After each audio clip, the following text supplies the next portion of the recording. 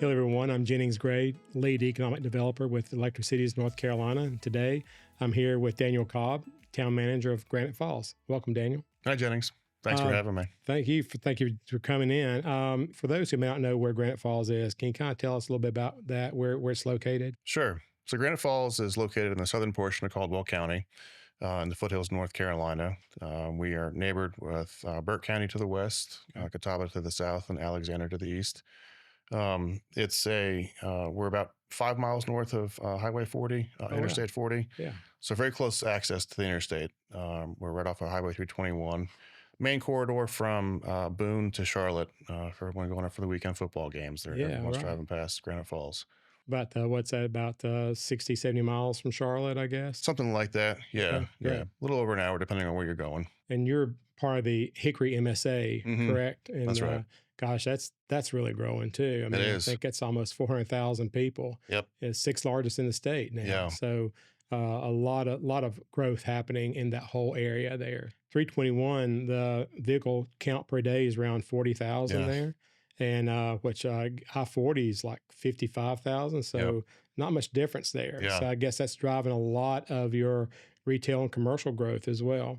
And your housing growth is growing, correct? It is. What's new on that front?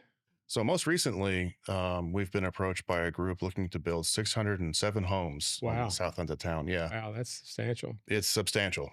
It would add about 20% population to our town. So we go from 5,000 to roughly 6,500, over the growth of that development.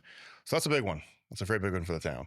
The trade area for Granite Falls is somewhere around, I think it's like 65,000 people in a 5 mile radius in Granite Falls. So even though it's a small town limit population, your trade area is what's driving a lot of the commercial growth there as well. I think one of the surprising statistics that I found out about Granite Falls, and I shared with some of my commercial development contacts, and they were equally surprised, is the average household income for Granite Falls within a 3 mile radius is $106,000, which that's just substantial. Well, in the education level, there was another surprising trend. 50% of the population has a college degree or higher. I mean, that speaks to the high incomes as well. That's right. Median age 44. You've had a lot of retail successes there recently. I guess most recent would be New Sheets. So congratulations on that. Thank you. And new Starbucks. And that's right across from the mega performing Walmart there. From November 24 to October 2025, that Walmart performed in sales $117 million, which is incredible. I looked at the chart there, and on a monthly basis, I mean, it was consistently, over, $10 million throughout the year. And as a result, your Walmart there in Granite Falls is in the top 30% of Walmarts nationwide, which is pretty impressive. Yeah. The new Sheets that opened in March 24, which is kind of odd that's right after you came. So was that a prerequisite? That's what I was waiting for. Okay. I'm not coming until there's new Sheets. That's right. Gotcha. But that Sheets is doing $12 million, and that's in top 40%. And the new Starbucks opened in May of 24 after they found out you were there. And that's doing $2.5 million in sales and in the top 36% in nationwide stores. So that's incredible. That's great. And the Bojangles, which is they do $3 million, which is great, and top 19% within their chain. Daniel, in looking at some of the research on Granite Falls, I noticed there were some commercial properties available for sale, through CoStar and some of the normal avenues. But there's also, in many cases, I found where there's sites for sale that are not on the market. Do you think that's true for Granite Falls as well? I do. Coming from my planning experience and speaking with the town's own planner, there are oftentimes people who have property that aren't actively marketing it, but it's for sale.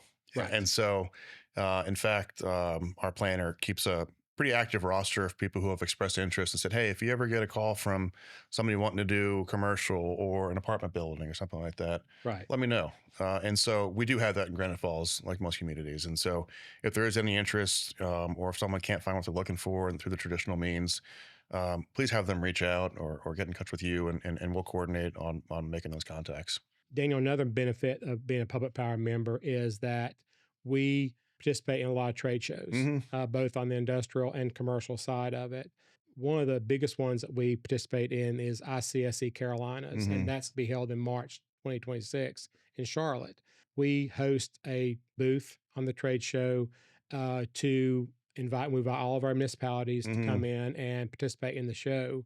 It gives municipalities a chance to meet one-on-one Right. with developers, retailers, brokers who may have an interest in Granite Falls Hmm. market. I'd love to invite you to join us for that. And is that something you think you might be able to join us in March? Absolutely. Yeah, I look forward to Fantastic. the opportunity. For those of you who will be joining us in Charlotte for ICSC Carolinas in March, feel free to reach out to me to set an appointment with Daniel to talk about Granite Falls.